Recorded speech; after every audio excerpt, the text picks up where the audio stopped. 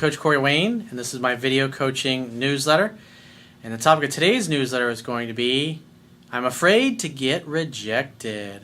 Well, this is a common problem that a lot of guys suffer from. And I've got an email here from a viewer who basically lists and details the problems and the challenges that he's having regarding pickup, dating, and relationships. The only problem is he's read my book, I think he said 12 different times, and he's watching plenty of videos, and so he's kind of suffering from the paralysis of analysis. He's not actually talking to women. He's learning all this great stuff, he's absorbing all this great information, but he's not practicing it. And because he's not practicing it, he's not getting better.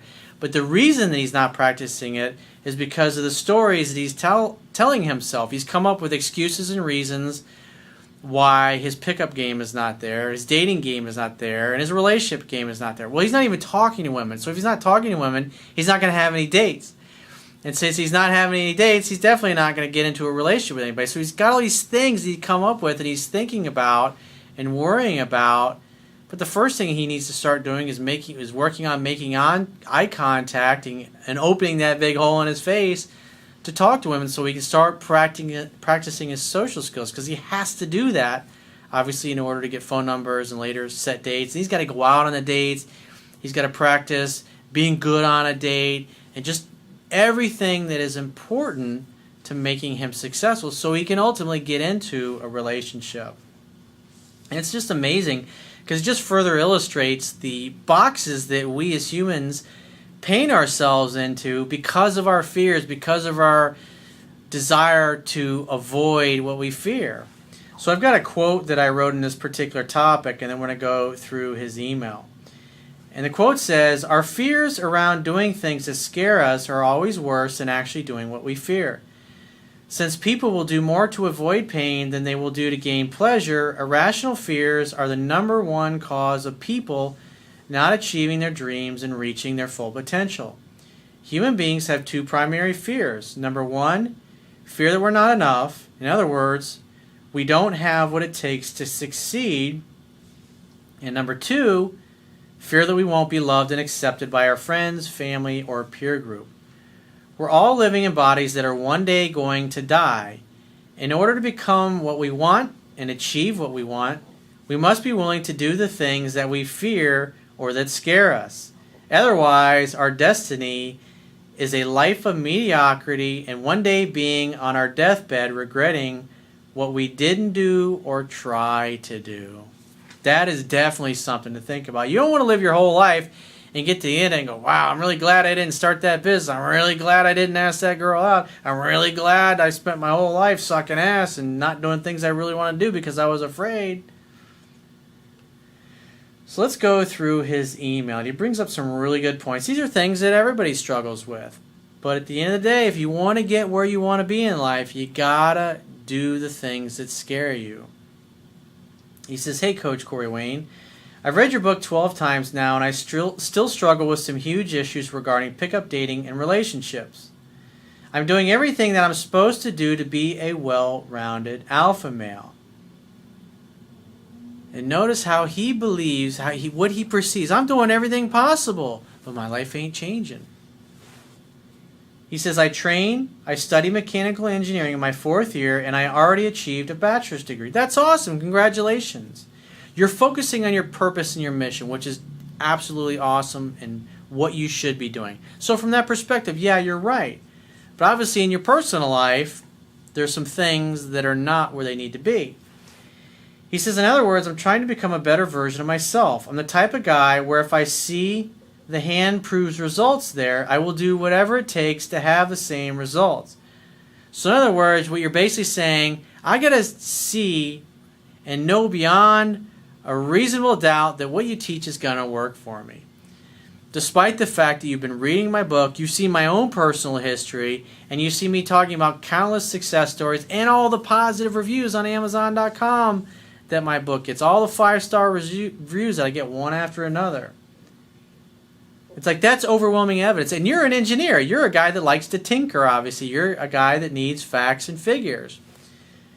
So what's interesting is that I've told this story in the past in other videos, but it bears repeating in this particular one.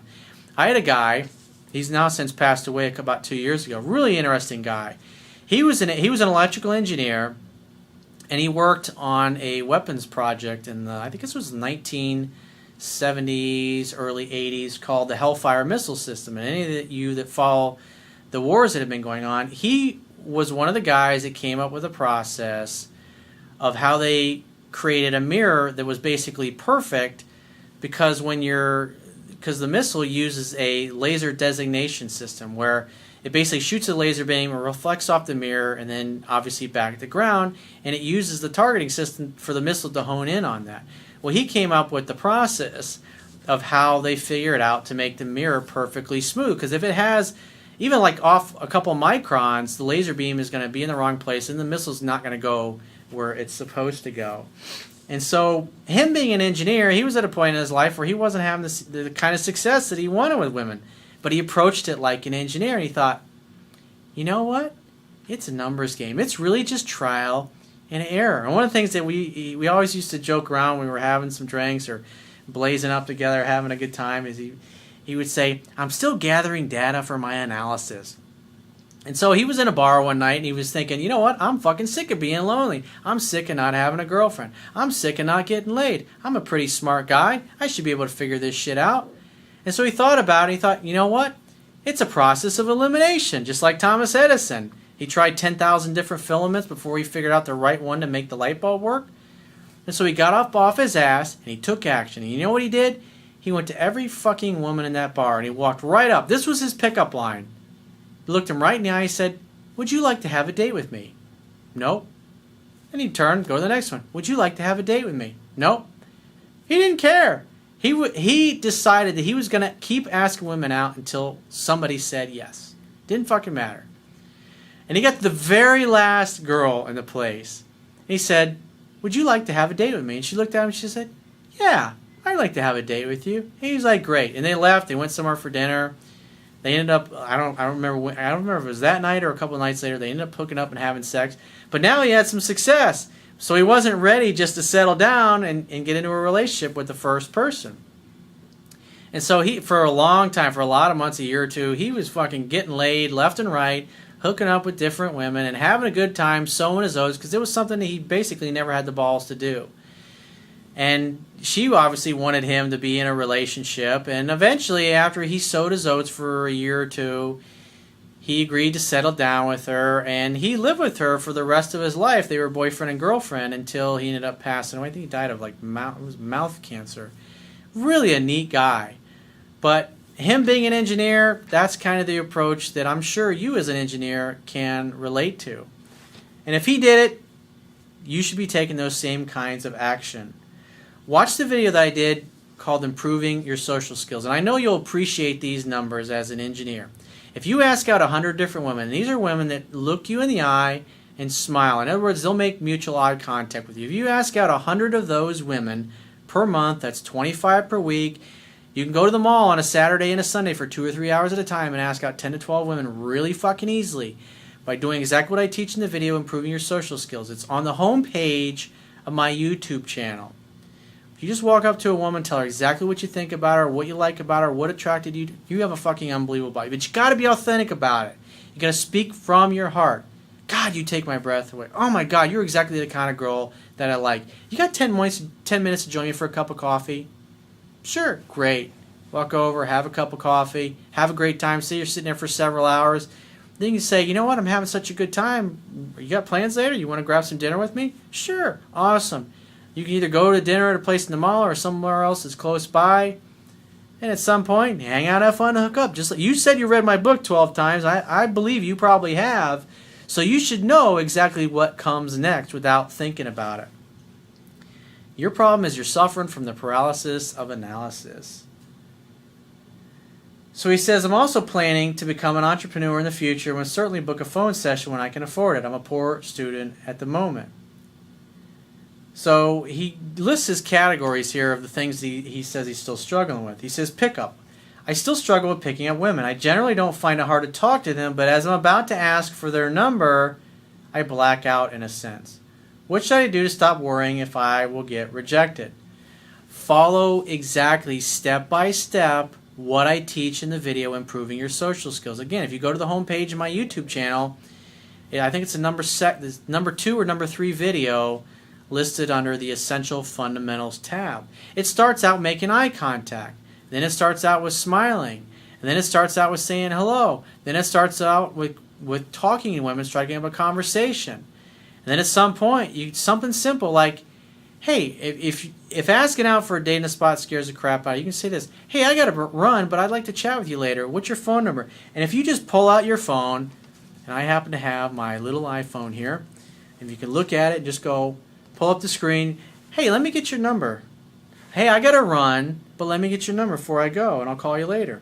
Just pull it up, and just, if you're looking at your phone, then you're not making eye contact or freaking out, and you're just going to the screen, and then you just go, here's my number. Or here's my phone, put your number in there. She can put her name and her number in there, and you can get it back and say, thanks, I'll call you later. I got to run. See you, bye. Practice that. That's all you got to do. It doesn't matter whether the phone number is accurate or not. Who fucking cares? That's what you need to do if you want to get unstuck. He says, in essence, the ones I do really like share mutual friends with me, and therefore I don't want bad rumors to spread. That's total bullshit, bro. If you're going to the mall and you're speaking to random strangers or random women that are on campus, this is not going to happen. This is a story that you tell yourself about why you can't talk to anybody. He says, I feel, in a sense, if I get rejected, then I can't seem to talk to her anymore, and that this will affect the relationship I have with her and her mutual friends as well. This is exactly why you go to the mall, because there's any large mall is going to have thousands of people and thousands of women there, and you'll never see any of them again. He says, in other words, I'm afraid to get rejected. So in other words, you are not doing anything. You got to participate in your own rescue, dude. I think that's the main reason why I get so frustrated every time I don't want to go the extra mile. I still have the attitude problem. I'm not worthy, and therefore I blow off many opportunities. That's why go where people don't know you and where you'll never see anybody again. Maybe you drive an hour away and go to a big mall in a different city. And then you get rejected all day long, and you have no intention of ever calling any of those women, so who fucking cares? And when you get over your fears, then you start asking women that live in the city where you're at if you're totally worried about running into women that you've asked out previously. That's what I would do if I were you. But you got to participate in your own rescue, bro. If you don't talk to anybody, if you don't ask any women out, you're not going to have any dates. If you don't have any dates, you're not going to kiss any girls, you're not going to go out on multiple dates, you're not going to get laid, and you're certainly not going to get into a relationship. So he says, dating. I'm a full-time student, and I honestly can't afford to be going out to expensive restaurants and cafes if I ever have multiple dating options. Look at the story that he's telling himself. He's got all these, oh my God, I don't have any money. What am I going to do? Go to coffee dates. Get some beers and a picnic basket, or make some fucking coffee and some sandwiches and go to a lake somewhere. There's every city in the world, there's always some kind of cheap, interesting, historical thing that you can take a woman to. You can use Google Maps for that. Historical place. Those things are usually the cheapest places to get into because they're usually run by the state.